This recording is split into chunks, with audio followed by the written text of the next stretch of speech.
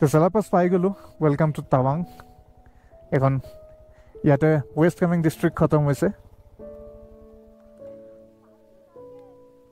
তো ৰাইজ মই পাই গ'লোহি চেলাপাছত আছোঁ বৰ্তমান। সেইখন গেট আৰু ইয়াৰ আপোনালোকক এৰিয়াটো দেখাওঁ। ইয়াতে আপোনালোকে চেলাটপত যেতিয়াই পাব এইফালৰ পৰা মই আহিছোঁ আৰু সন্মুখতে এইটো শিৱ মন্দিৰ আছে। ইয়াত এতিয়া নোসোমাওঁ কাৰণ জোতা চোতা খুলিব লাগিব আৰু ঠাণ্ডা বহুত, জোতা খোলাটো পচিবল নহয়।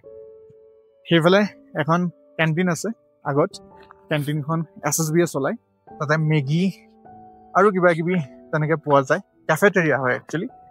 তাতে মেগী খাব পাৰে আৰু কেফেটেৰিয়াত যি পায় সেয়া আমি খাব পাৰোঁ। গতিকে এতিয়া চাওঁ তাতে কেফেটেৰিয়াত কি পাওঁ। মষ্ট প্ৰবলি মেগী খাম, ব্ৰেকফাষ্ট নকৰাকৈ ওলাইছোঁ যিহেতু। তাতে মেগী খাম, তাৰপিছত আমি আমাৰ যাত্ৰা আৰম্ভ কৰিম, আমাৰ ৰাইড ষ্টাৰ্ট কৰিম। আৰু ইয়াৰ পৰা এইখনেই গেট, যোনখন গেট ক্ৰছ কৰিলে আমি টাৱাং পাম। কিন্তু টাৱাঙৰ যোনটো মেইন চিটি ইয়াৰ পৰা 70 কিলোমিটাৰ হয়, 70 কিলোমিটাৰ হয়। তো এইখনেই গেটখন, ইয়াৰ পৰা আমি ৰাইড যাব লাগিব। ৰাইড গ'লে টাৱাং পাম। আৰু মই যেনেকৈ আপোনালোকক ক'লোঁ যেন 70 কিলোমিটাৰ হয়, মই এজনক সুধিছিলোঁ, তেখেতে ক'লে 70 কিলোমিটাৰ হয় ইয়াৰ পৰা টাৱাং, কিন্তু ইয়াৰ পৰা 76 কিলোমিটাৰ আগত লিখা আছে।